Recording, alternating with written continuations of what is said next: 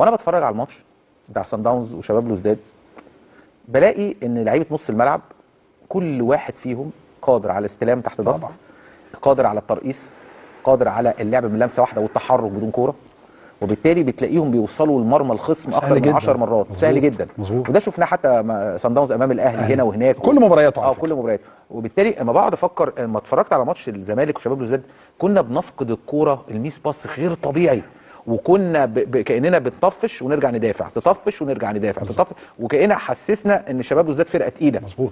لما لعبت قدام صن داونز لا، حسينا ان احنا عندنا مشكله في نص الملعب، ان احنا عندنا مشكله. اهم حاجه، اهم لعيب كوره في نص الملعب يا كابتن اسلام، وانت كنت لعيب نص ملعب جامد وكنت باسير 10/10، هي ان انت تكون عندك قدره على الاستلام والتسلم والتحرك بدون كوره، وعدم فقد الكوره بسهوله والضغط على الخصم.